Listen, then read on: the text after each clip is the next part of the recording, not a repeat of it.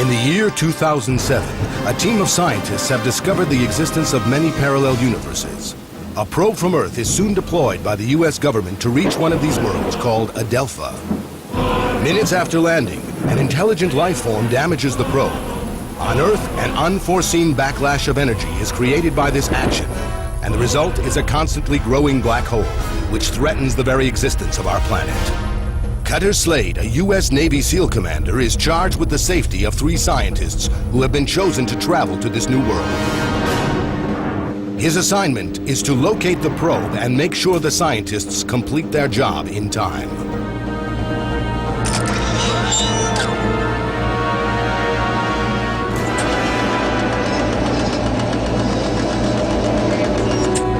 Now, the destiny of our planet is in his hands.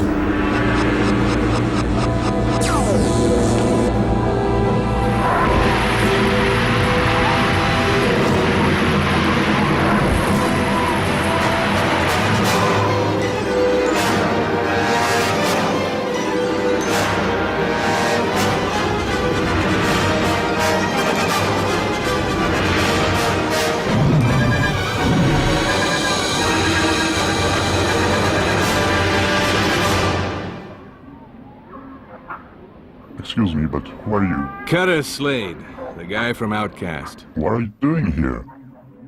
Don't know yet. What does that mean? Are you nuts? Maybe. Ask him. I can see only you. Sorry. There. Go ahead, ask him. Excuse me, sir, but what is this Outcast? Outcast is the first video game that really tries to be an interactive movie. Not only have we tried to play with movements, with shapes and animation at all levels of the game, but above all, we gave it intelligence.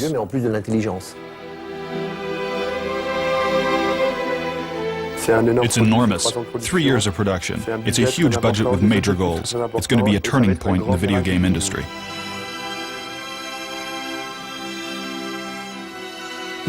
One of the qualities of Outcast is its visual originality, and that comes from its initial visual design, as well as from the technological constraints.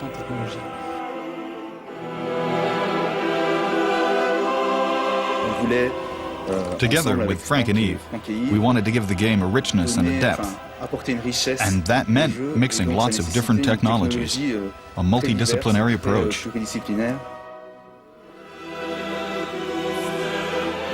We wanted to go beyond the usual indoor scenery game, beyond games that only have walls. We wanted real landscapes.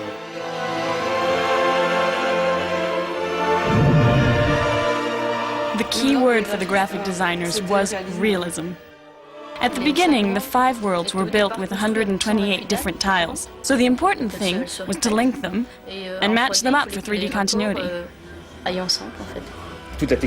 All the technology developed for the game gives a lot of advantages for the on-screen display of fine details. We chose to go for high-quality, realistic details right from the start, so we tried to vary as many things as possible to avoid tedious repetitions. The voxel technology appealed to us immediately because it would allow us to deal with almost infinite landscape complexity.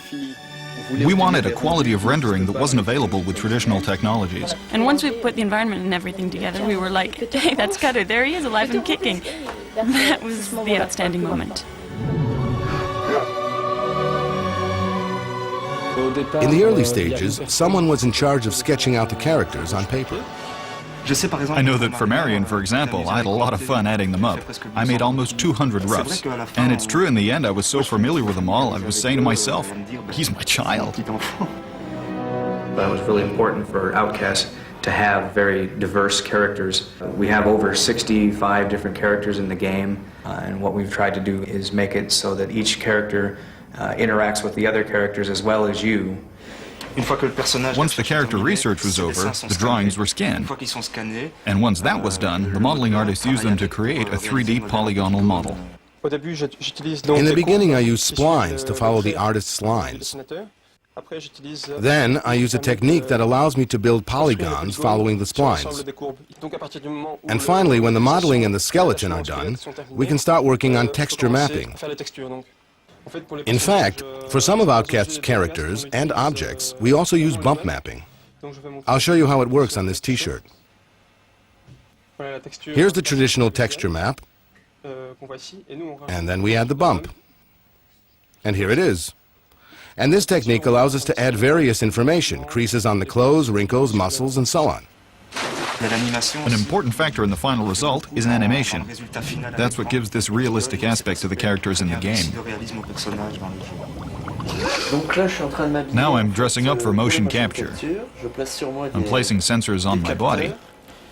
The sensors are detected by the computer, which will translate my movements to on-screen animation.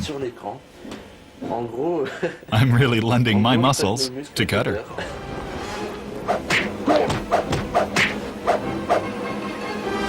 Motion capture is an important part of Outcast. It represents a total of 20 hours. I don't mean capture time, but animation time in the game. There are two other animation techniques in the game. One is the traditional keyframe animation, and the other one is procedural animation, which allows real-time modifications of the keyframed and motion-captured animation. When you're in the virtual world of Outcast, you get to meet characters with real depth.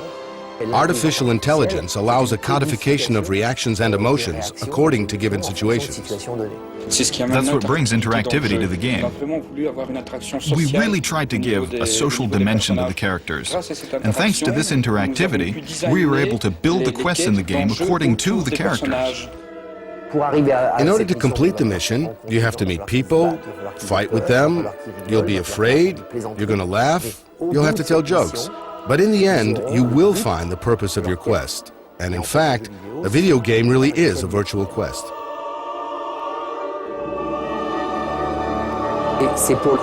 And so, to give the player some references, we created a strong script like in a movie.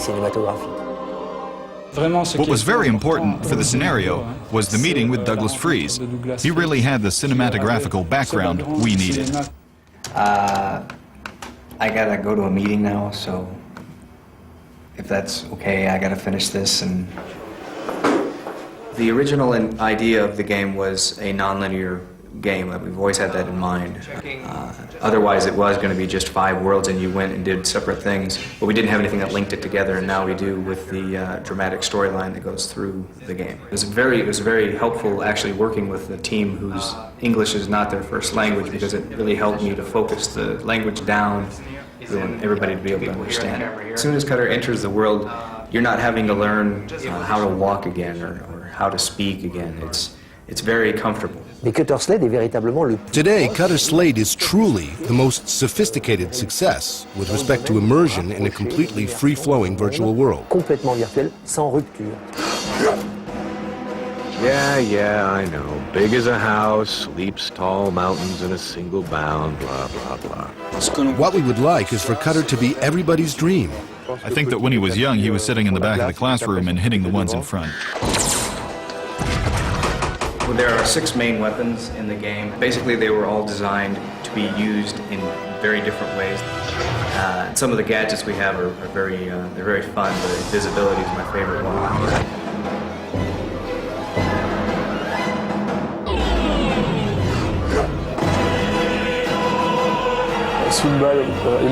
When a bullet whizzes past, you can really hear the sound moving with it. That's called environmental audio. Inside this house, you hear the corresponding resonance. And now if we go outside, the same sound has a different color. Frank creates the sound. I place them and eventually adapt them according to the needs of the game. There are 350 sounds in Outcast, all created in this small studio.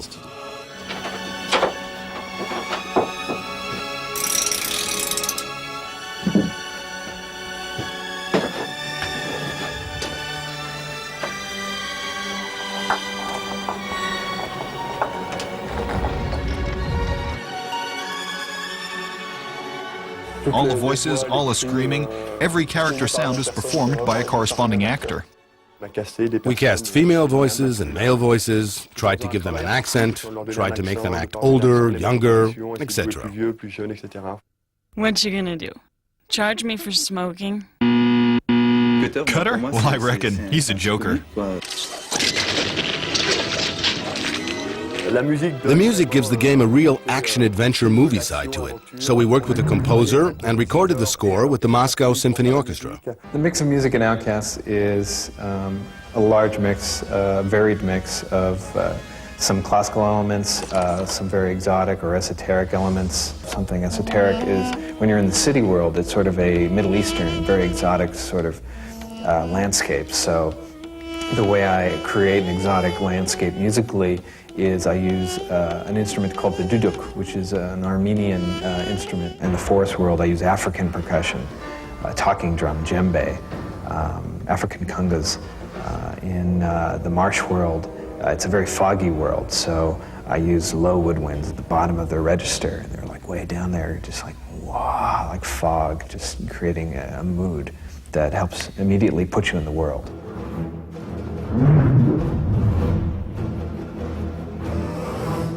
Infogram's motion marketing team has been working with the development team of Outcast right from the start of production. We've started with upfront marketing, made a lot of focus groups, consumer testing, and we tried to implement the features of the game according to the results of these focus groups. The second step was working on a strategic platform worldwide. From the beginning we knew that it would be a flagship for the group, so we've decided to aim at two targets, the hardcore gamers community and the mass market.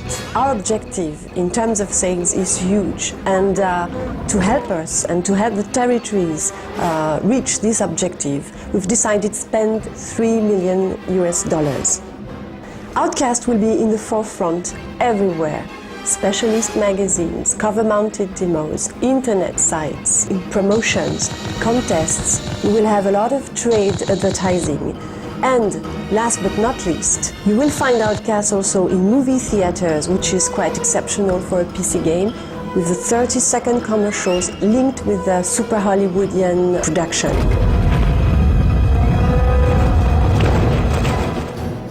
Outcast clearly illustrates iMotion's philosophy, which is to give to the audience the kind of entertainment, the kind of quality of entertainment they're used to when they read a book or go to the cinema, which means to create real scenario, real synopsis, and real characters. I want to join in the fun. But you don't have a weapon. You don't know as much about me as you think, Slade. For us, the creation of characters is clearly what we wanted to explore. We felt that it is the new frontier for video game experience, and Outcast just clearly passed it. Outcast is a new game and a new style. We want video games to go one step further. The game is centered on four main axes: beauty, wonder, realism, and immersion. The overall quality of what we got in the end is well above our hopes at the start. Outcast is a super production, but it will go further. There will be a before Outcast and an after Outcast, but I do hope it will also have lots of descendants in the future. You bet.